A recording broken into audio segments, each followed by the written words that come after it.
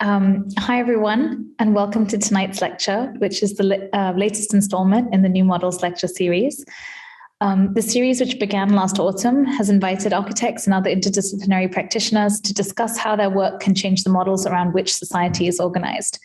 Each event proposes a new model to address how we can shift power structures, socio-economic forces, and structural inequalities present in society today to give us new tools to rethink the world around us. Over the past year, a series of new models have been presented to underline the need to redesign institutions, redress who has access to funding, reverse the lack of representation in public art, embrace physical and digital spaces of collective care and mutuality, find new forms of community-led practice, invent new forms of recognition, and address the interconnected and intersectional crises threatening the future of our planet. And that's just to name a few. For those of you who don't know me, my name is Manisha Verghese, and I'm the head of the AA's public program. And I'm delighted to introduce tonight's speaker, who through her practice that spans art, architecture, and activism, seeks to give voice to silenced narratives and find space for collective memory in the fight against colonization and occupation, in this case specifically of Palestine. So Dima Srouji is a Palestinian architect and artist based between Ramallah and London. Her practice explores memories and data embedded in the Palestinian ground and excavates moments of potential collective repair and liberation from below.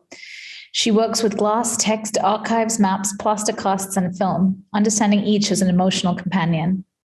Tonight, she'll discuss a new model for excavation, revealing how the practice of archaeology has historically been an accomplice in furthering the apartheid state, highlighting the need for a new model to excavate the hidden, censored, and erased Palestinian narratives. In order to counter the oppressive practices that act on the Palestinian land and its people, alternative modes of digging through the past are required to collect stories, data, and evidence in order to gain ground and take up space in the present, and in the process, reclaim the self and the collective. Before I hand over to Dima, a few notes on the format. Dima will give her lecture, and following that, I'll ask a few initial questions before opening it up to the audience for a wider discussion. Feel free to post your questions in the chat at any point, and I can now either ask it on your behalf, or if you'd like to ask it yourself, you can raise your hand and I can unmute you. And if you feel comfortable to do so, if you can turn your camera on during the discussion, at least so that we can all feel in some way as though we're in the same space, despite the series being held online, that would be great.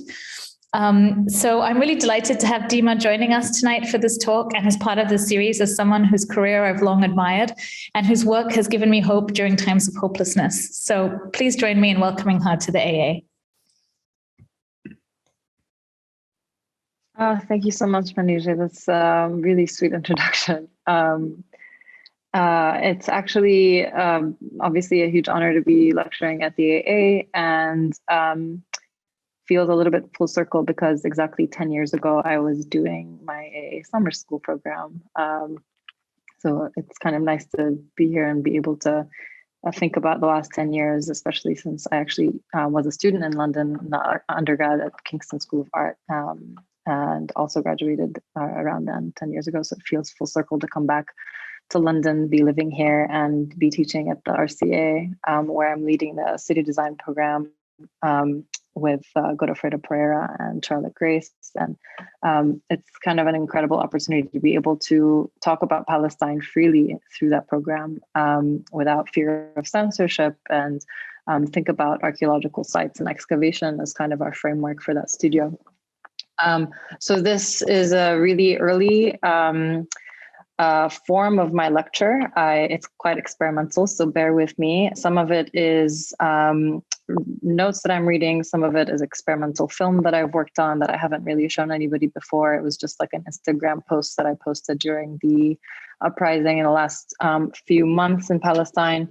Some of it is my own work with the collective. Some of it is individual work. So I hope that the conversation will be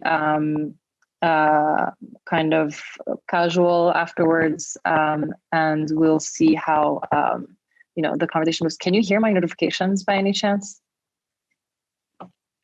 No, we can't. If not, that's great, but they are quite distracting, so I'm just going to take a second to get out of that.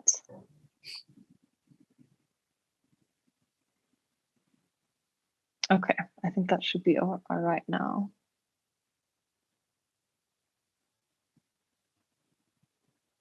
All right, I hope that works. So a little bit about my practice before I start. I moved back to Palestine by choice in 2016 after being forced to leave due to the Second Intifada in 2003. After 15 years of living abroad, I chose to be there as an experiment in what it means to return. Let me begin the slides. Since then, my practice has been focused on the politics of the ground, specifically in the case of Palestine. And the work is always done in collaboration with archaeologists, anthropologists, sound artists, film editors, and so on. The collective goal for us is to shed light on the way the ground is being abused and manipulated in an attempt to control and occupy. Collecting that history and evidence is somewhat experimental, and so is the display and medium used to hold that data. So the archival apparatus that we use in itself is kind of a shapeshifter, sometimes taking the form of a glass vessels, sometimes taking the form of an installation, and in some cases, two-dimensional drawings, films, and even online blogs and so on. Traditionally speaking, it's a little bit unusual to be open with my own politics and my own private life when talking about my practice, or even just in the discourse of architecture in general. It feels like the discipline is actually changing dramatically over the last couple of years. So it feels more critical to be more open and honest about why my practice looks like the way it does today. And whether I like it or not, there is an existential thread that kind of connects my work together. And for me, it's a form of healing, but also a tool for political engagement. So as Trump took over in 2016, I was graduating from grad school after being in architecture school for almost 7 years, undergrad and grad school after that. Throughout my education, I was studying kind of a pedagogy focused on Western modernism and focused on training architects how to be competent practitioners, which is incredibly valuable. But I wanted to be kind of a militant architect, as Godofredo Pereira says. Being a militant architect kind of means to question the ways in which space is constructed and dismantled, how objects are formed and dissolved. And I wanted to question everything. This is an image of my neighborhood that I grew up in and was sadly bombed over a few years while we were living there during the Second Intifada. Especially after growing up during that time, my experience changed the way that I understood space, power, and the human relationship to materials and objects.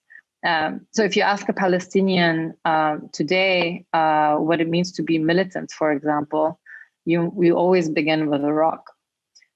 So you see here in this image, there are a series of layers. One is the background where you have the local theater, where you see the dissolved material of the stone facade after a series of bombardments in the neighborhood.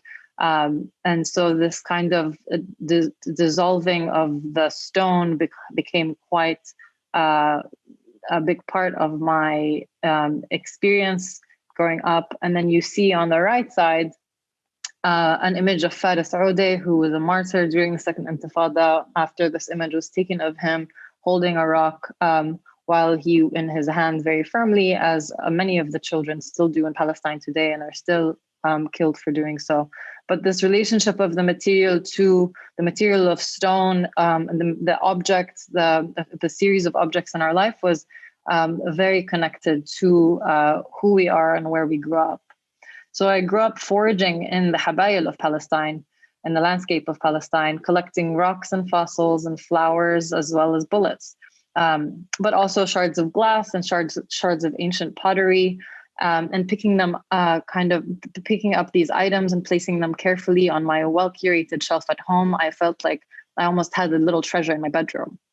Little things like rocks and fossils that told stories that I didn't know, but sometimes those stories I was sadly quite familiar with when it came to the idea of the stone facades, for example, being dissolved, like I mentioned. But I did feel a sense of calmness being surrounded by these objects that were older and wiser than I was as a young teen. I also felt empowered by keeping those forms, even the dangerous ones, next to me.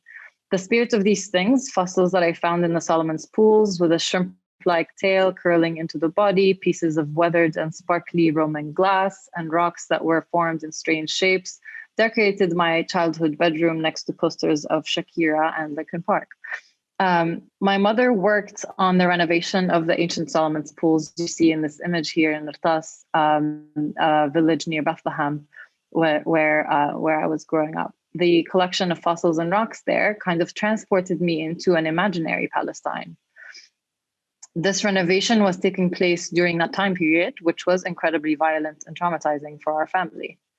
The collection of things that I kept with me made me feel grounded, allowed me to understand that our existence in this troubling time was temporary and that rocks and fossils have lived for millennia and have seen a lot more than the Second Intifada. It gave me patience and strength. To me, the phrase, "you are my rock," has a deeper meaning than it perhaps is intended or how others understand it. To me, the rock is literally the rock.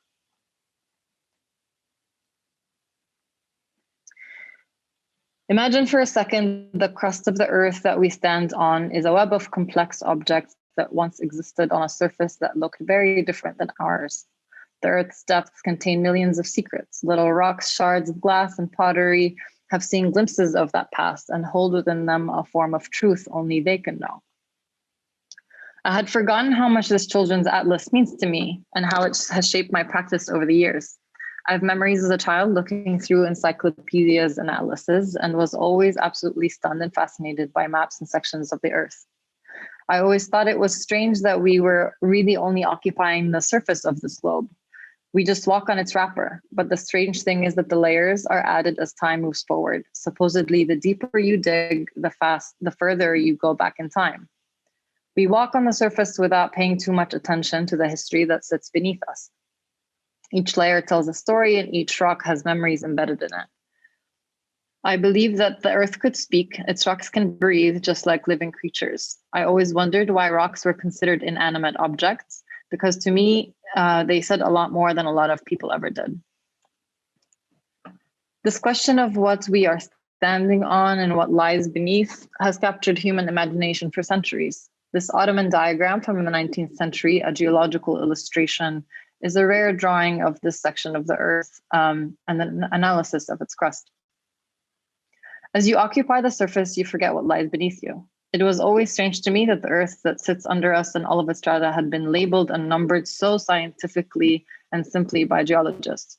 I was curious about the soul of the space rather than the numbers and labels that you see here. I wanted to understand what they meant beyond the type of rock and its scientific name. And I wanted to understand what the stories they held, which creatures used the tool and how they lived their lives.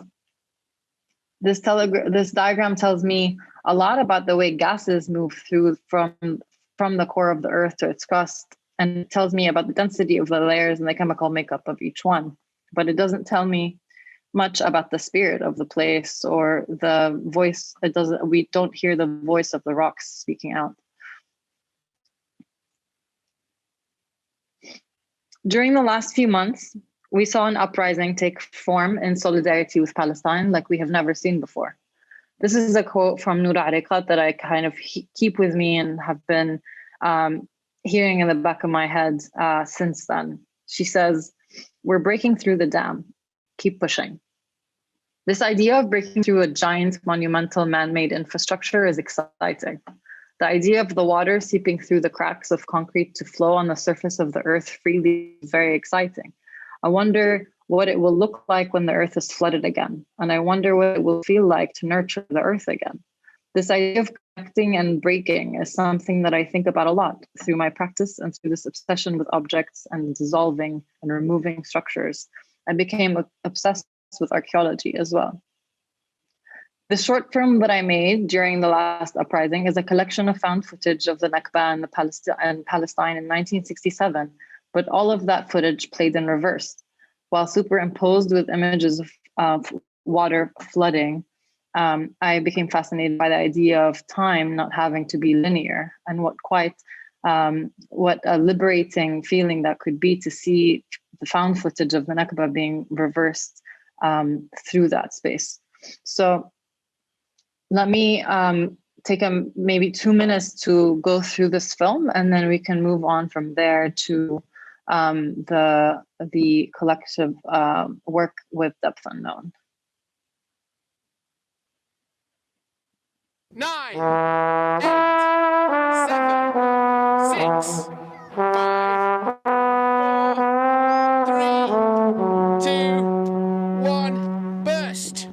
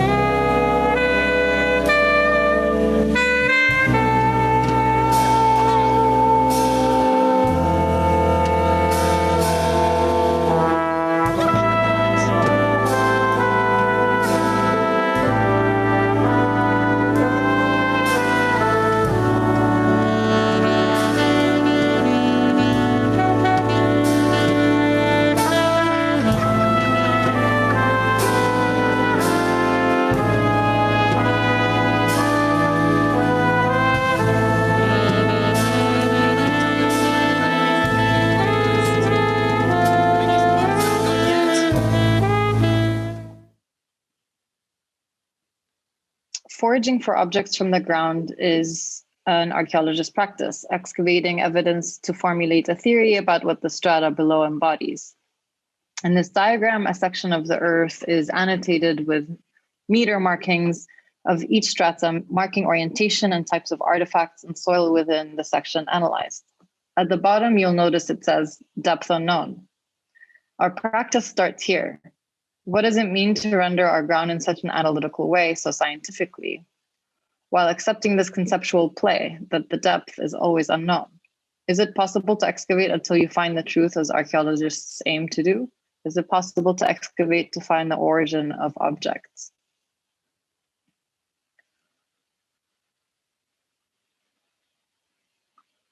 The stories of our ancestors embedded underground in archaeological strata have been misrepresented and censored for centuries, not only here, but globally. The underground and its past has been narrated through a subjective lens to try to make sense of it. The dispossession of the families in Sheikh Jarrah recently is based on a censored and supremacist history, an archaeological narrative that is based around the story of a single monument, the tomb of Simon the Just. The stone and the space beneath it is used to claim ownership over space and is weaponized to dispossess Palestinians of their land and homes today, regardless of the fact that Sheikh Jarrah dates back to the 13th century and is named after Salah ad-Din's physician who established a medical clinic in Sheikh Jarrah, where he is buried today. This is a value competition of which stone matters more and who decides which is more valuable. Why is time used as an excuse to marginalize, murder, and dispossess our people? The stories of our ancestors embedded underground in these strata have not only here, but globally have been misrepresented. The underground and its past has been explained fictionally to try to make sense of it. People have always been incredibly curious about the underground. Stories about ghouls and mysterious creatures and so on are used to explain human history. And subterranean fiction has captured the imagination of people for centuries and even went to the extreme of creating occult believers in the conspiracy that of the hollow earth. Many of these stories render the underground as a more primitive space than the surface. I question this. Is this because archaeologists have rendered our ancestors as more primitive and less civilized than the West or themselves? The perspective of those exploring versus those being explored, whether in the present or the past, has been on our minds in the region. Edward Said said history books are written by the victors. And what does that mean for the alternative histories? What about the indigenous perspective? My friend and partner in one of these projects in Sebastia, which is this site that you see in the background, talks about the value and the subjective system that archaeologists use. She, on an excavation once, told me about this story. She was excavating with a colleague, and the two strata were very close in color. Her colleague was colorblind, and she was convinced that the layer was burnt umber, and her colleague was convinced it was brown. And actually, one of them got fired for writing a different annotation than the other, and their kind of disagreement create a lot of stress and anxiety around the work in the archaeological site, causing this subjective lens kind of creating a lot of chaos on the site. So Sebastia is a project that we've been working on with Sylvia Dirarkalash and a few friends over the last 3 years. The archaeological village is the highly contested site where the ground is the only agent that can tell the truth within it. But our ancestors hold stories and oral histories that are incredibly powerful, in some cases evidence of crime. Sebastia sits on top of a hill surrounded by Israeli settlements. This land has been confiscated over the last few decades, and the agricultural fields that the locals have access to is shrinking dramatically.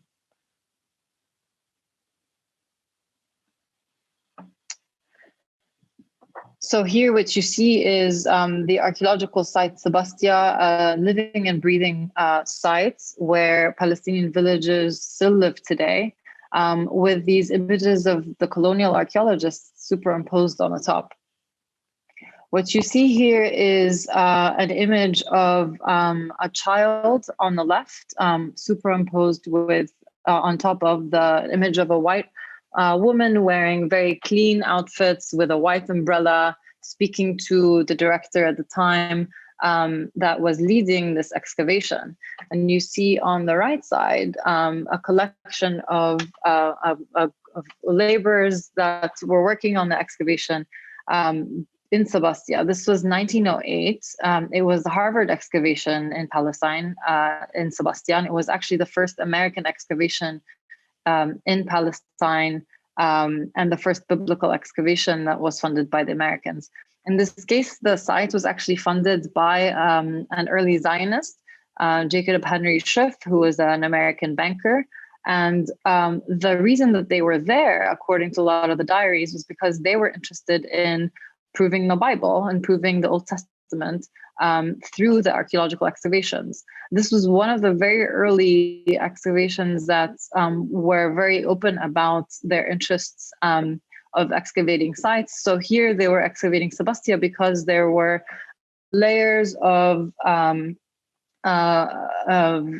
evidence that through oral history and so on, that this was ancient Samaria, which is an ancient Hebrew site. As well as Byzantine and Ottoman and Greek and Roman artifacts were found there as well. So the archaeologists came with the intention, what Nadia Abul-Hajj calls bad archaeology, with the intention of excavating in order to find the narrative that they were already interested in. Whereas good archaeology is the excavation, finding evidence, cataloging it in a way that then justifies the narrative afterwards. And what happens here and what happens in Palestine today through this archaeology is the continuation of excavating for the sake of nation building or for the sake of proving a biblical narrative. And not only that, the relationship of biblical archaeology to military archaeology is still the case today. Militarized archaeologists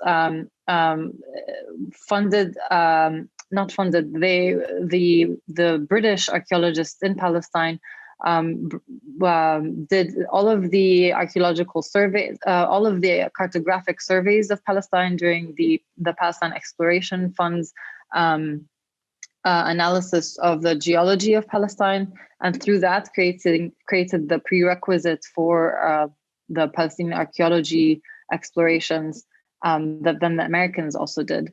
The British that did that were British soldiers, and then leading the way to the American archaeologists, which led the way to later the establishment of Israeli settlements, and using the same narrative that the biblical archaeologists used in order to justify the land grabs that are happening in Sebastia and other archaeological sites today.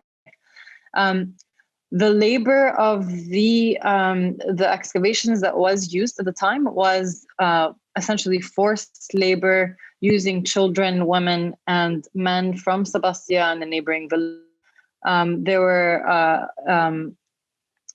many disputes found in the archaeologists' diaries, and the language of the funders is quite striking. It's not unusual. It's not something that's incredibly shocking, but it is worth mentioning because a lot of these diaries are unpublished. And this language we need to remember because it is the same language that we still hear today, kind of explaining how there is this, which illustrates the connection between the colonial archaeology and the apartheid regime today, is using very similar language and very similar labor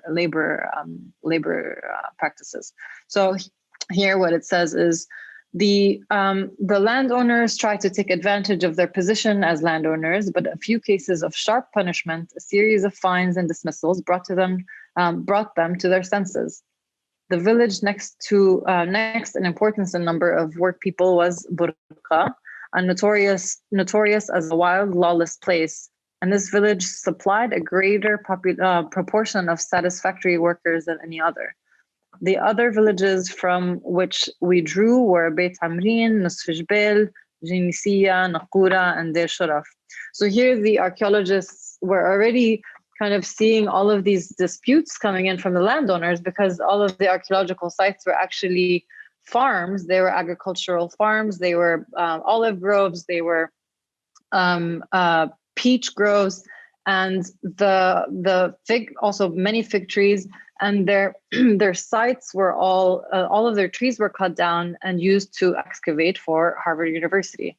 All of the artifacts that were found at the time were also taken to the Ottoman Museum. So they are now in over 6,000 artifacts were taken from Sebastia and displaced in multiple Western institutions, including the Ottoman Museum in Istanbul, the Jordan Museum in Amman. And all of the journals and diaries were at Harvard University, which was a huge disappointment to the funders there because they were interested in the physical artifacts. But because it was under the Ottoman Empire, they were denied that acquisition. So they had these rules that they had to live by, the workers, where it says here, after long consideration, I arranged a scale of pay for the locals, which made our works the most desirable in the whole country. And it says here as follows.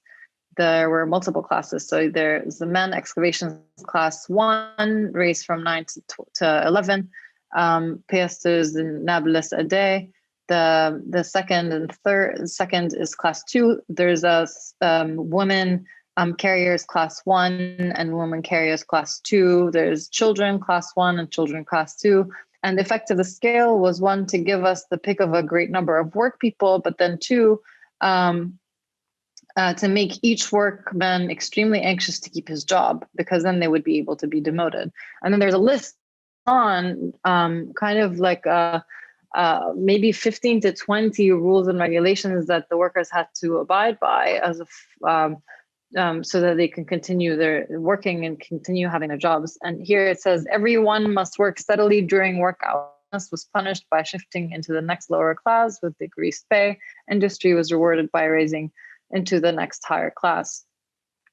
And it's not unusual to think about the forced labor even today, because many of the Palestinians that are from Sebastia are still denied the access to their land, and are still denied access to the agricultural fields. So most of the farmers there are now unable to farm their land, mostly because either they're being cut down by the settlers nearby, or the fields are being burnt by right-wing mobs that come to Sebastia quite often, with the support and the protection of the IDF soldiers, who you can see in these images come almost on a weekly basis.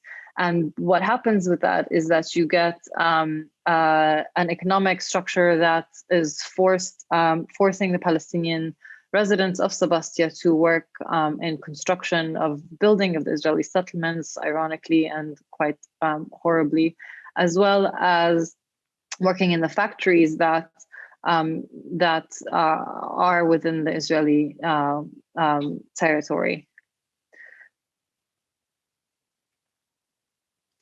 So to translate all of this research that we started 3 years ago, we did an installation for the Sharjah Architecture Triennial with the title of Depth Unknown as our first iteration.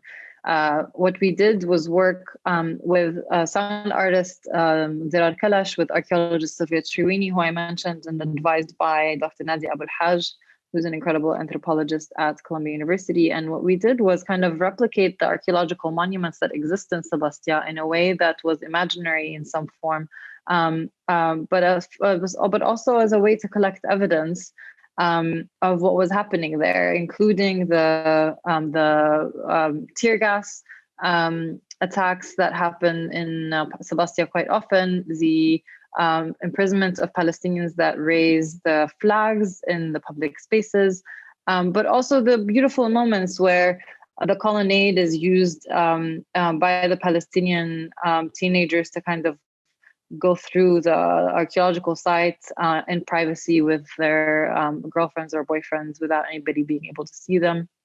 So you can we kind of captured these moments through embedded speakers that we actually held in inside those archaeological monuments, in voids inside the walls, in voids inside the underground, and left them there for 24 hours and picked up all of the sounds from the site. Including bulldozers and the protests and people whispering behind trees and so on. And each monument, there are 12 monuments in Sebastia. Each monument had its own speaker, so we were playing like a 12-channel audio at the same time through this maze. Without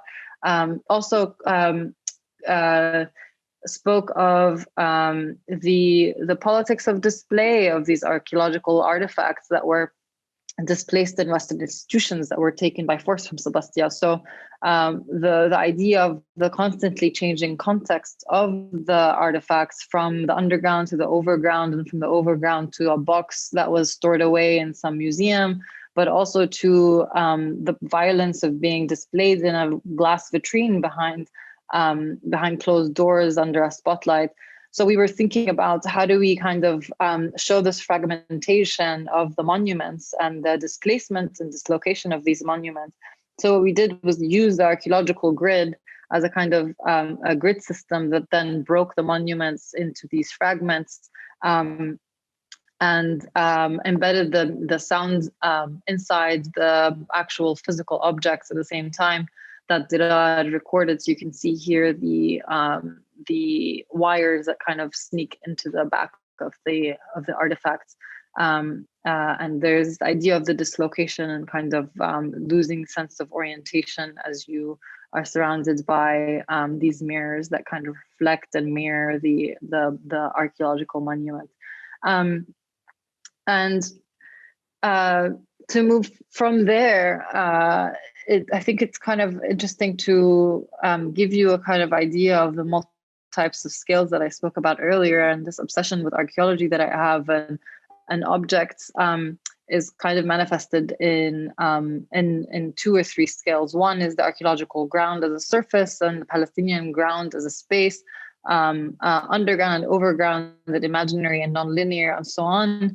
But then there's also this idea of the objects that I became kind of intimate with, and thinking of them as almost emotional and evocative companions that guide me through my life in some way or another.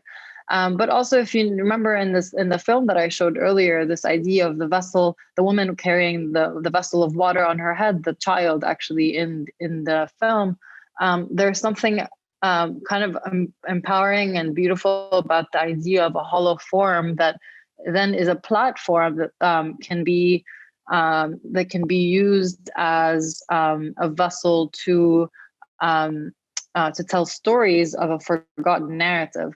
And this is where kind of Hollow Forms was born, is this idea of using a vessel as a tool to tell a story that's untold. And my interest in archaeology led me to this fascination with different materials, including glass, and thinking of the Hollow Form as a kind of living archive as well.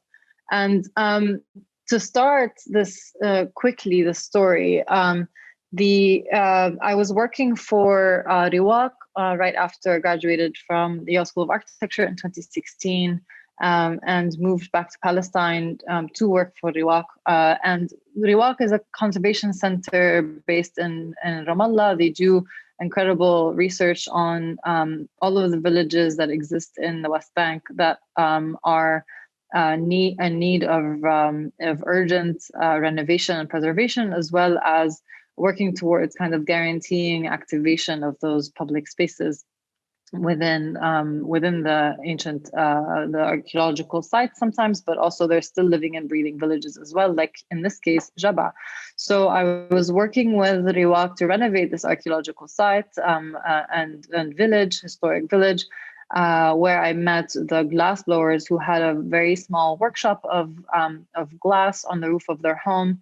And they were interested in maybe using this glass workshop as a potential new site in the newly renovated historic town. The history of glass in Palestine is very understudied and very forgotten. Except for maybe some of the newer history, the most recent history of the history of glass in Hebron, which Hebron is an important center for the history of glass in Palestine. But we really need to understand Hebron as a glass blowing center for a couple of hundred years. But through my research and through my work with Hollow Forms and through my work with the glass blowers, we kind of uncovered this larger story and longer story of bringing the glass to contemporary design spaces like Amman Design Week and Dubai Design Week at the time in 2017 and again in 2019, and using this contemporary collection not only to kind of showcase this work in a contemporary site, but also thinking of this curated design collection as a living archive that then, as it travels, it carries with it the stories that are told through my conversation with people, through a documentary about the glass blowing, through leaflets and prints that talk about the history of glass blowing in Palestine as well.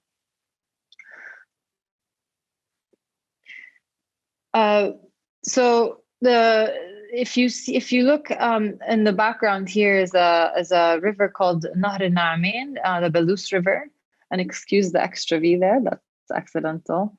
And you have on top of it the site map and location of this small river that's kind of unheard of now, but at the time during the Canaanite period. So 5,000 to 6,000 years ago, the archaeological, which is now kind of still a creek that has water running through it, but is surrounded by archaeological sites that provide evidence of glass making. I'll get into that in a second. This location here is south of the city of Akka in Palestine, and just on parallel from the Mediterranean Sea.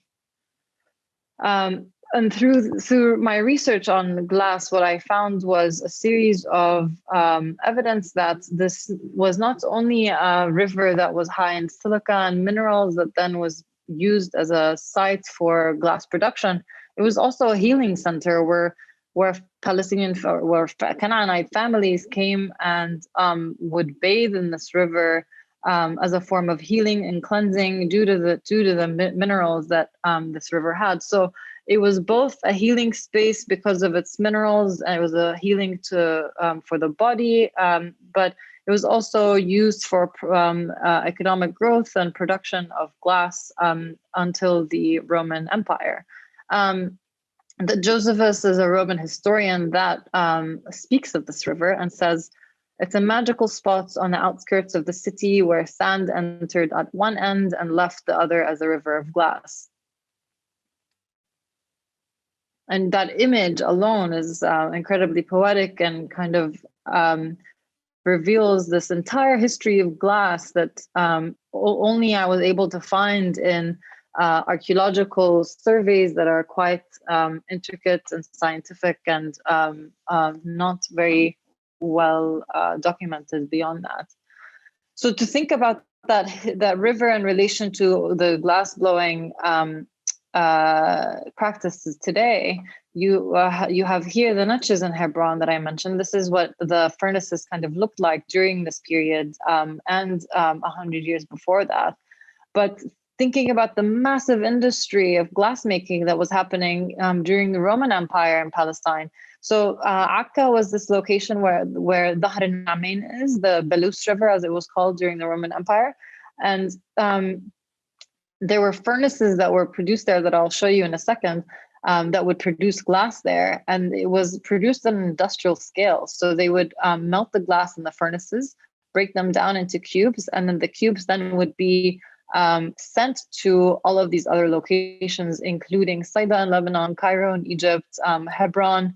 We don't have evidence that this is exactly the location that did bring glass from Akka to Hebron, but Hebron was and still is a center, and Jabba is now another center of glassmaking in Palestine.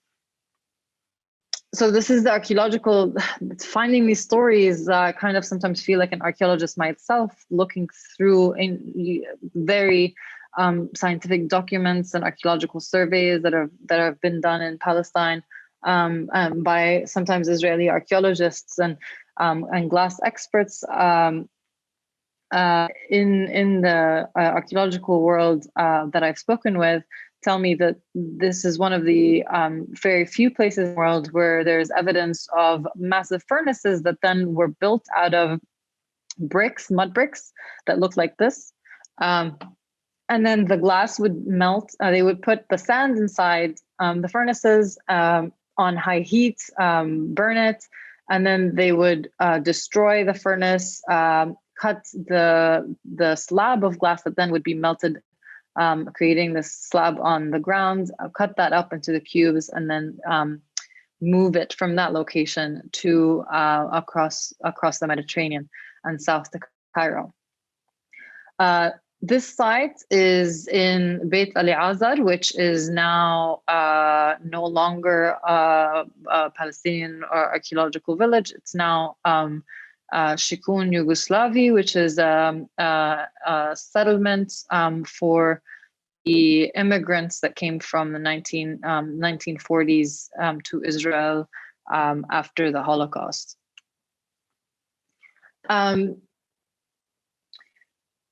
To think about why these objects are important to me almost on an emotional level, like I spoke about, but also to the history of Palestine, to the Palestinian glassmaking and archaeological narrative, is because some of these objects we still use on a daily basis for celebration and for rituals.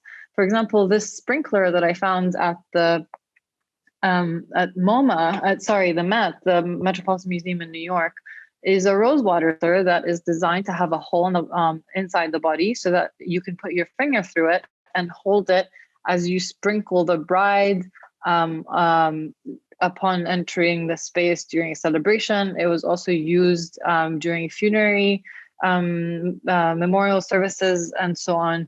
And it's still the case today that we have these rituals in Palestine where Rosewater sprinklers are still used, and it is a beautiful way of kind of bringing back and restitching our narrative back to our archaeological roots as well. So a second iteration of holoforms after the alienation collection, which was the blue glass collection, is this ghosts collection, which was a kind of form of restitution. I replicated 25 archaeological glass vessels that are from Palestine that are displaced in Western institutions, including Penn Museum, the Met, the Victoria and Albert Museum, and a museum in Toronto. I don't remember exactly which collection it's from, but it's there's a glass collection in Toronto, specifically glass museum there, that also has a lot of our artifacts that were donated by Anonymous and so on. So I traced 25 of them, and I could trace 10,000 if I had the time. But what we have is a series of 25 replications or forgeries, contemporary forgeries of our displaced vessels. And for me, it was important to do this because not only are they replications in a form of kind of taking back the ownership of this history and the vessels and bringing them back into our narrative, but it was a form of restitution because it was designed and displayed at the Amman Design Week in 2019, which was a really big part of, it still is a really big part of our community. It's a space where Palestinian designers can meet Lebanese designers, can meet Emirati designers, and can meet Egyptian designers and Syrian designers. Which is something that unfortunately we can't do really outside of Amman. I can't go to Beirut. People from Lebanon can come to Palestine. So this creating this collection of our displaced and dislocated and fragmented archive and restitching it together in a space where we're all together collectively in the same space was incredibly healing. And you think about displaced artifacts and displaced people, and imagining ways of us actually combining both of those things together in the same space is a beautiful moment that we kind of all still hold with us today. The Amman Design Week team was incredible, and I think they kind of made a mark in history where I hope we're able to do it again. But I hope it continues as well into the future for future generations to experience, because it really was a takeoff point in my practice. Amman Design Week 2017, where I created that blue collection, Alienation, in the first holoforms collaboration with the glassblowers.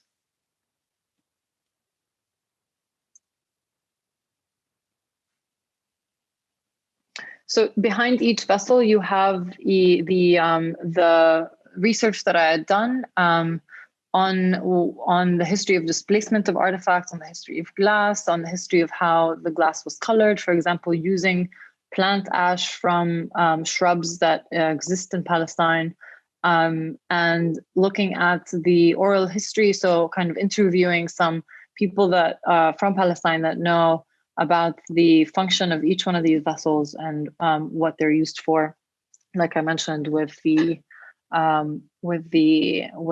rosewater sprinkler. And then after creating holoforms number 2, ghosts, there was kind of I felt a little bit paralyzed by nostalgia by creating these ghostly vessels and kind of making them quiet and kind of invisible and shy in some ways. So I had this moment of realizing that there is no need to be paralyzed by nostalgia, or nostalgic paralysis, as I call it often. But there was this moment of courage where I said, why don't we actually just create a very contemporary collection, but inspired by the vessels that are displaced, and then give them to people to use, like decanters and flower vessels and oil dispensers and all of this using them functionally as pieces that we use in our homes every day, and bringing them back into our daily life, and kind of denying this idea of restitution as a ghostly collection, and actually taking back the contemporary colors and kind of owning these things once again, a step beyond restitution, if you will. And these are the collections that they were based on. This is a piece from the Victoria and Albert Museum, was used as a wine decanter and still is today. Moving past the objects and the scale of the ground as a three-dimensional space, and the scale of an object as a smaller artifact, and down to the two-dimensional. And I'll end with the next couple of slides. These are much earlier experiments from when I was a student in grad school, actually, when the Keel-Bingaman amendment was being put forth to the US government by Israelis, by the Israeli lobby. And what it did was, this amendment kind of allowed Israel to be the only country in the world to pixelate intentionally satellite imagery of Israeli territory within the West Bank. So this is one of the settlements that was pixelated at the time, intentionally. The only other places in the world that were pixelated were military bases all over the world, and North Korea.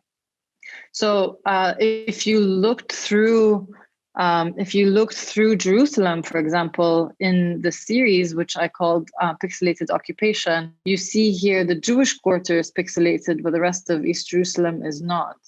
And this is GeoMolg, which was the geomapping space that was launched by the Palestinian Authority. And through emails with them and correspondences, what our discussion turned out to be was kind of this back and forth, trying to figure out why they were pixelated, and led me to this research on amendments that somehow is a US government amendment that allowed Israel to pixelate its own ground and its own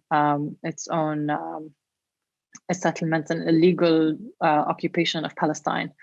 And if you look on Google Maps today, they're no longer this pixelated, but it is a much, much lower resolution than anywhere else in the world, really. Although you can do street maps now, and you can actually go into the settlements and see what the settlement looks like on Google Street Map, which is quite an interesting thing to do if you're a Palestinian in the diaspora. And a couple of earlier, I'm sorry, they're slightly pixelated, unfortunately, for some reason. This was a series of printing techniques that I did also while I was in grad school, that I kind of wanted to end with, to kind of connect this thread of the surface of the ground being a living archive that is almost more valuable to us than the underground. And thinking about what I was doing 8 years ago, bringing that back into the conversation to where the practice is today, and thinking about archaeology as a site of urban struggle as well.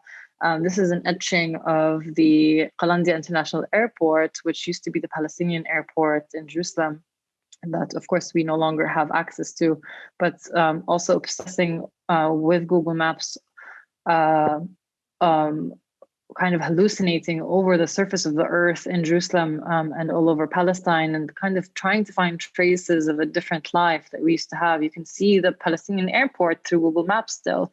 It still exists. It's just not a functioning airport. It is now, there's some French entity kind of testing helicopters there for some reason, but we're not able to use it.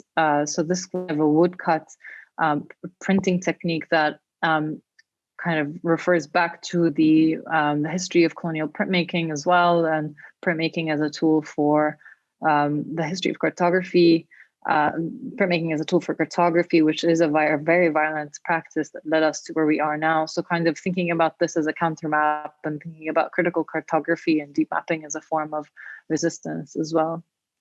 revealing information that otherwise would not be seen. So the second series, also slightly pixelated, unfortunately, but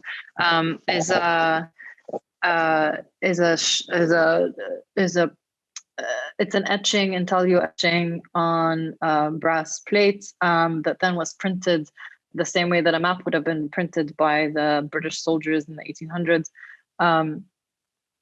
This is looking at agricultural land in the West Bank and seeing the water inequality and the difference between the areas around the settlements where they have pumped up all of the spring water into the settlement territory, whereas on the bottom right you have the West Bank area on the other side of the wall where the agriculture is is thirsty. So linking back to this idea of the dam breaking and being able to nurture our surface again is very much, thinking also about the underground. There is this underground infrastructure here that's invisible, that's being pumped from one side of the wall to the other. So this idea of the dam and the wall and breaking the dam and kind of flooding the surface again is when Noura said it, let's break through the dam. She didn't mean it just conceptually. She also meant it literally. We need our water back. We need to break this apartheid wall down. And this finally is the border between Gaza and Israel, occupied territory on the other side, where the same thing happens. You have agricultural territory on the left, where crop circles are massive, and you can see little trucks, kind of the path of the trucks going through the crop circles. And then on the other side, you have Gaza, which has no agricultural territory, and but you still see infrastructure coming through the wall underground. In this case, where water is taken from one side and crosses to the other illegally. I'm going to leave it there, leaving some time for the discussion. I hope that wasn't too long. And yeah, thank you. Thank you so much, Dima. That was really just incredible, really inspiring set of projects that you showed us, but also the narratives that shape and inform them. And there was a real poetic quality to them that was, again, as I said at the introduction, it gives a lot of hope to this new model that's possible to excavate these forgotten narratives or memories.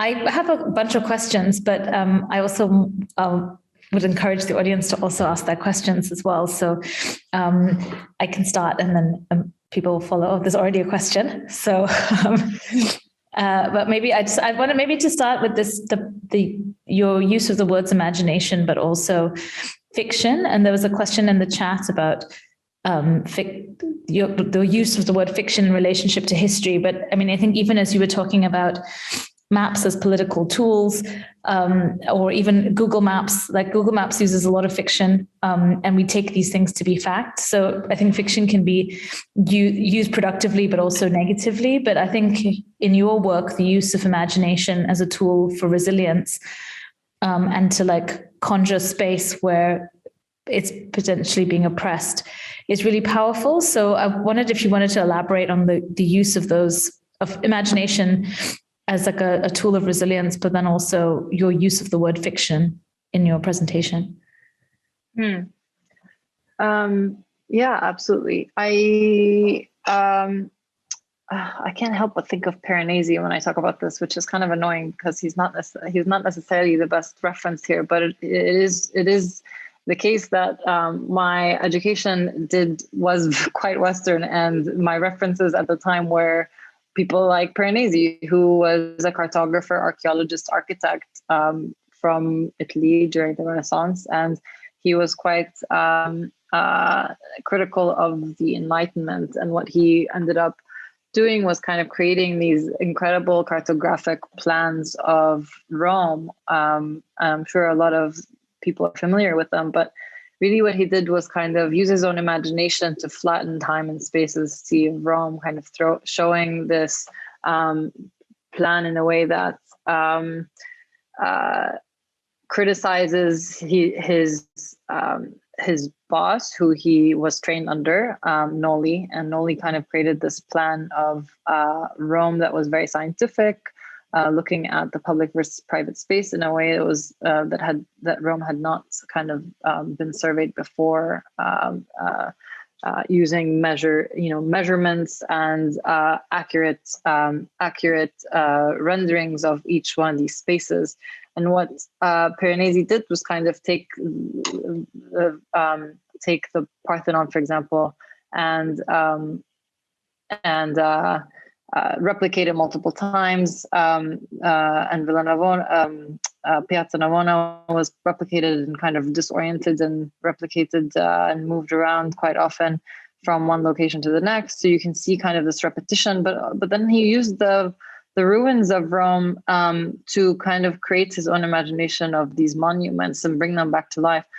And there's something really liberating about being able to imagine a city in a way that kind of shows its spirit, and using his imagination to kind of bring life to archaeological monuments to make an almost philosophical point or a political point about Rome was a really interesting reference. And I kind of held on to that while I was in grad school, because being able to talk about Piranesi as a political figure wasn't possible. So this method of imagination as a tool for politics was kind of my only way of understanding that when I was in architecture school. And it allows for a denial of linear time. It allows for a denial of the colonial past that we have, and taking control through building our own narrative, and building through our own experiences and our own emotional connection to space that is totally legitimate, especially as an indigenous people, thinking about Palestine as a space that cannot be controlled by a single narrative. It must illustrate complexity, and using the imagination as part of that, adding layers to that surface is really important. Otherwise, it's a supremacist narrative, really. Yeah, I mean, I think this need for multiplicity and complexity is so important, and too often, we flatten all of that out to have a singular point of view. So I think that your work actually allows for a lot of that to happen through the different objects and narratives that you bring to the surface. I guess because there's quite a few questions from the audience, maybe Zina, I know you turned your camera on briefly, so if you want to ask your question. Yeah, sure. Sorry, I was really keen the moment you finished. I put my hand up. But yeah, thank you so much, Dima. It was an amazing talk, and also just, I think, tied together so many disparate things that relate to Palestine and futurity, and I just found it really inspiring. I also find like there's a lot of crossover with my own work. So I'm a writer and also a policy analyst. So I worked with Shebeke to actually do a lot of the research on the Kyle Bingaman Amendment, and I was part of the team that overturned it in Congress last year. So amazing. Cool to hear it. Well, I mean, overturned. The interesting thing about the law, and this is just a really quick sidebar, is it's not a blanket rule. It just makes US companies have to pixelate Israel. And because US tech is the leader in global tech, even though foreign satellites exist worldwide, it doesn't make a difference unless you can afford to buy the plates of that satellite imagery. So it's a de facto censorship, even though you can't dispute it as official censorship, which I think is kind of part and parcel of how Israel kind of really works to control the narrative in these sort of much more insidious ways than a blanket ban, and makes fighting against these things much harder. But I'm also doing my PhD. Sorry, I'm just trying to, I can't believe you were part of that team. That's so funny. Yeah. That's incredible that you're here. Also, a few people have mentioned you to me over the years, and nice to meet you. Same to you, actually. So it's a small world. But I'm also doing my PhD in colonial cartography. So I really thought the last couple of slides were just so creative and such a kind of radical subversion of space. But I suppose it's less of a question, but I would just love to hear more about both how you saw the creative potential in the pixelated settlements and other kind of, I guess, sort of features of the landscape, and also in deciding, I mean, it's interesting that you seem to focus on infrastructure in the last couple of slides. Like, I'd be curious to see what made you decide on what and how in that approach. I would just love to hear more about it. Thank you. Wow, the creative potential of the pixelation. That's a really interesting question. I haven't looked at those in so long. I don't know why. I mean, those pieces, the etchings were done in 2015, 2016, and the pixelated occupation piece was done in 2016 as well. So after 6 years, I have no idea why. 5 years, I just felt like it was the right way to end this talk, which is kind of funny because you're here. And so I haven't thought about them in a long time. But the reason I printed these pixelated occupation prints with East Jerusalem, not pixelated in West Jerusalem, it's pixelated, and I printed them and exhibited them in Haifa. And actually have the one of Jerusalem kind of framed and hanging over my bed, which is a weird thing. But there is something incredibly freeing about this idea of a pixel, because the pixel as an element kind of provides a space for imagination. So it is meant as a political tool for censorship and to censor the illegal settlements in the territories, but it allows us to kind of imagine, for example, like the history of the archaeological furnaces that are now underneath the settlements, to kind of bring that back to the surface in some ways. So this pixelation is not denying existence of these things, because the pixelation is the reality, right? And then using that reality, using that pixel also as a space for re-emerging or revealing or kind of bringing back from the underground or from the forgotten narrative stories back to the surface is an opportunity in some ways. So it's not about denying an occupation, and it's not about erasing the settlements, because this is what the Israelis that did that. I didn't pixelate the settlements, right? So it was kind of taking the existing pixelation from the amendment and just as is thinking of it as a space without even adding my own layer to it. Thinking of it as an empty, not an empty canvas, because I hate that. It is a very colonial term, but thinking of it as a space of potentiality for bringing other narratives back to the surface, like the etchings and like the story of the history of glass coming back to the surface in some ways. I hope that, that's how I think of them. Yeah, I haven't thought about why I like them so much until just now. We have another question from Tamara about social media in relation to your practice. And she asked how the necessity to compete in the so-called marketplace of social media affects your work, and what do you think is marginalized when Palestinians are forced to be good at social media in order to speak? Oh, wow, Tamar. Of course, she asked me that question. Okay, so that's a really important one, because I felt like I had to, absolutely, I was forced to post every single day starting in May during I keep saying uprising. I don't really know what to call it. Nobody really knows. It's kind of funny when we talk about this time, people don't really say intifada. People don't really say uprising. People don't say a revolution. We don't really know what to call it, because it's still a Nakba. We're still living through the Nakba. And so it's funny talking to my friends about it, even during the time that it was happening. Or just now, not that it's over. Of course, it's not over, because it's not a singular event. It's an ongoing struggle. So trying to talk about it while giving it a name is really hard. So every time I change the name for the event, because it's not singular, and I keep moving it around because it has to be dynamic. Anyway, so during that time, we kind of created an army of social media people, Palestinian, diaspora Palestinians, and people that were standing in solidarity, that kind of used that space because we had to tell the story of what was happening, because the news outlets obviously were not talking about it.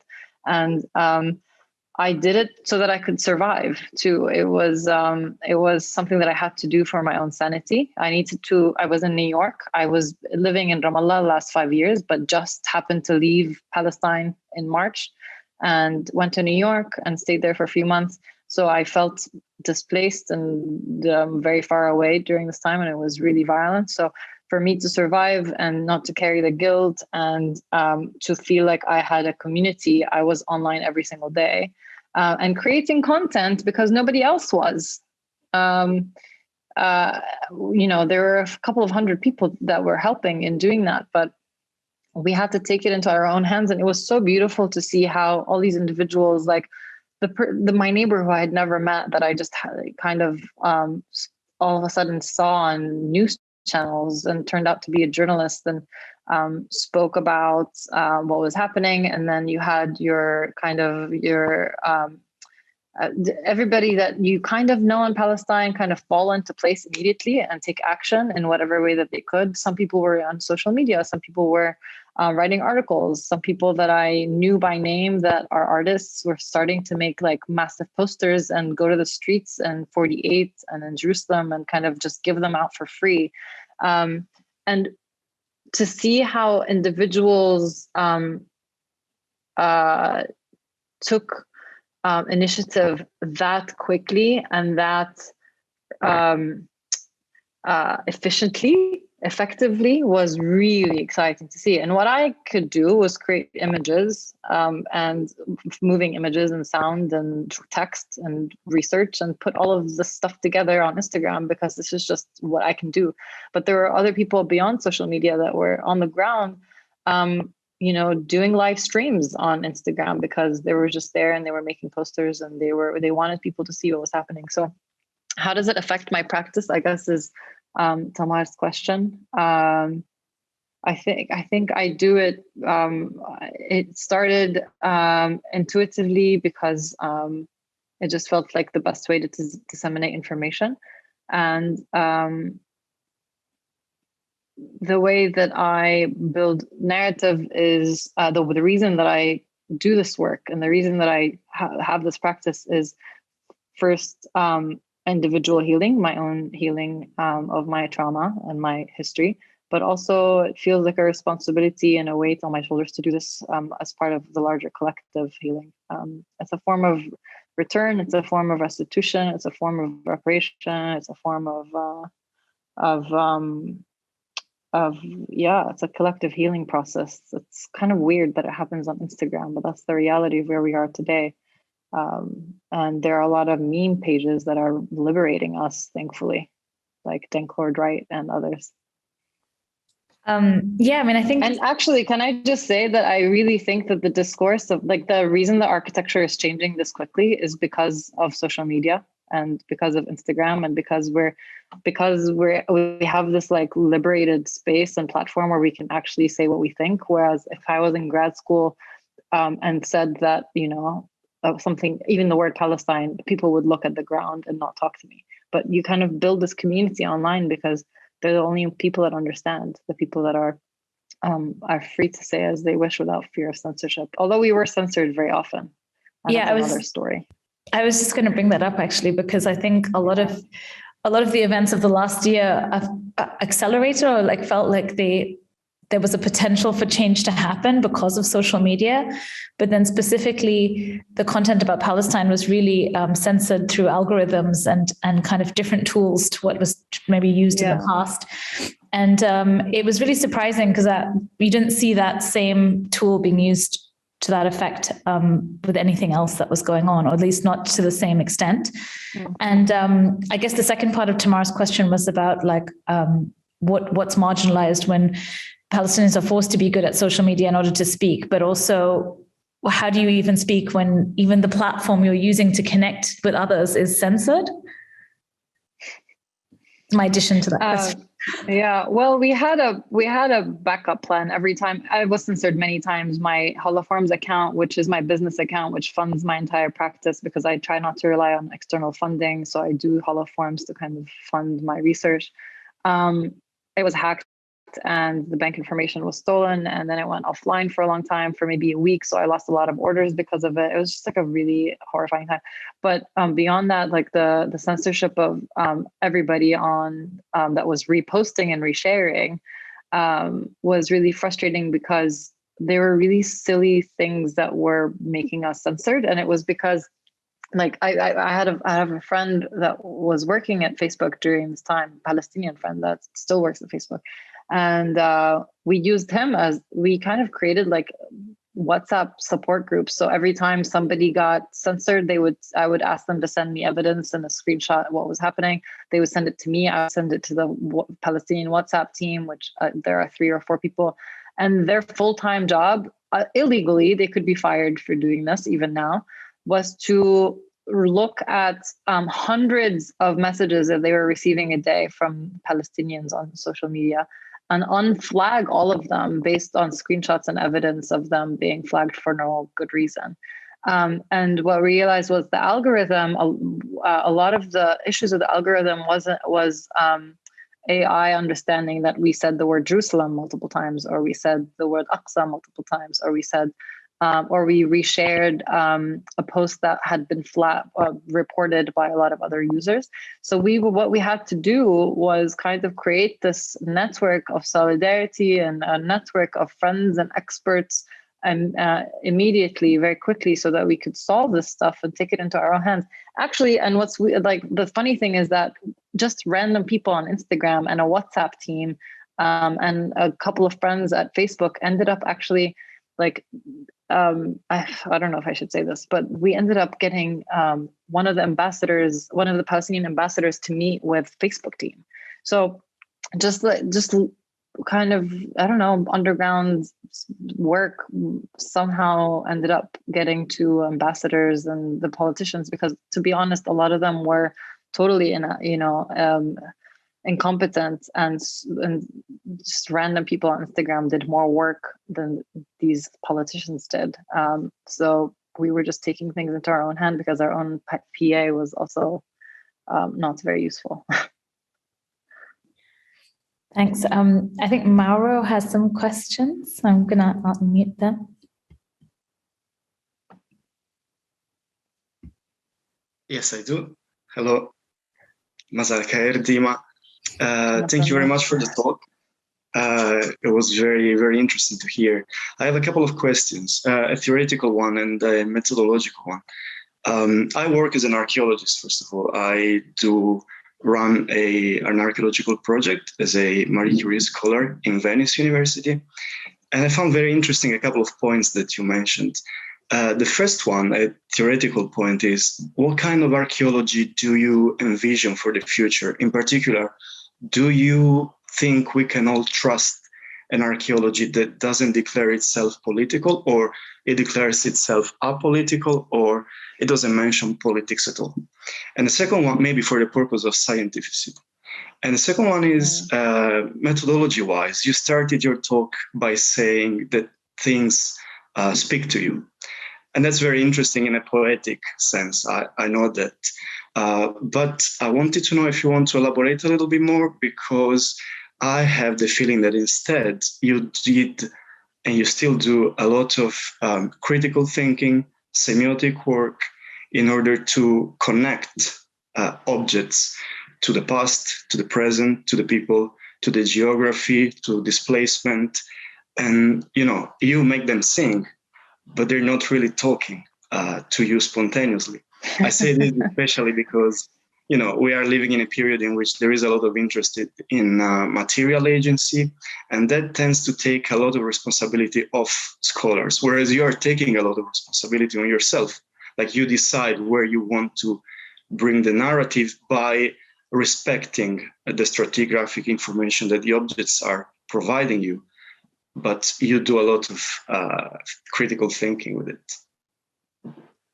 Yeah, you're saying that I'm just as subjective as the archaeologists are, which is very true. I think that for me, first of all, what I want to say is I'm certainly not anti-archaeologist. I'm not anti-science, and I'm not saying that. Not that this is what you were saying. I know that that's not what you're saying, but I feel like I have to say that because it's something that I think about a lot too.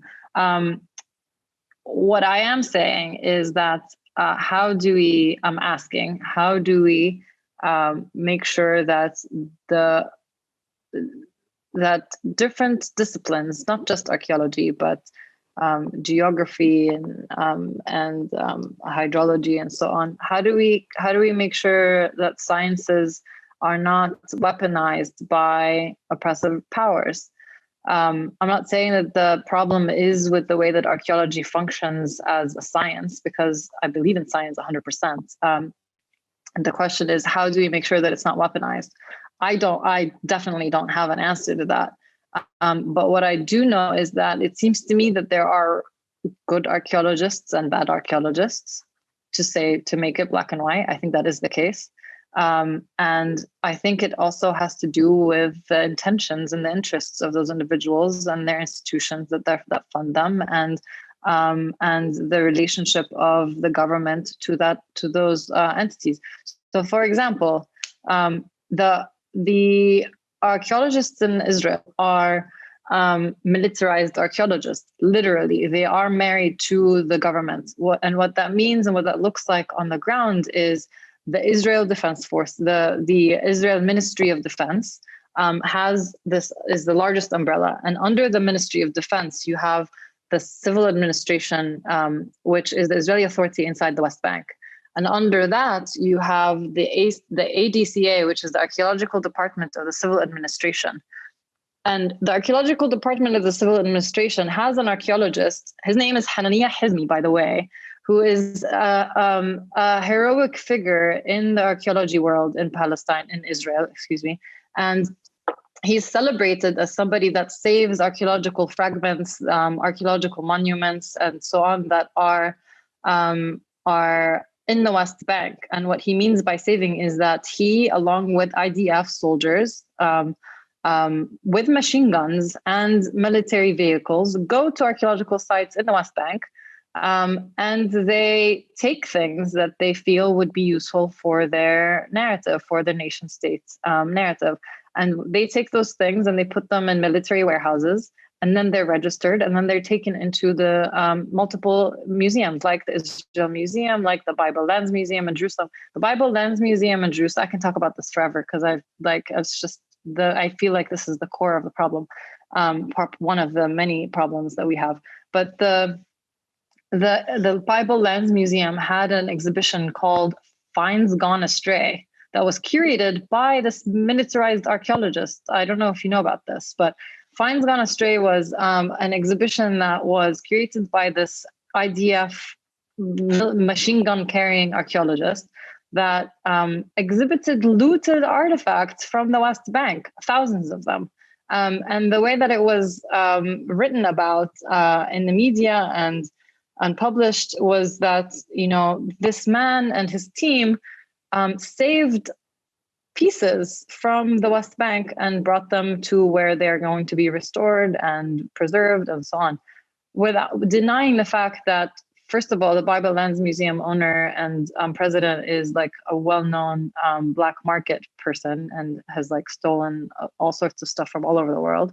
But also, it's called the Bible Lands Museum, so that should tell you one thing.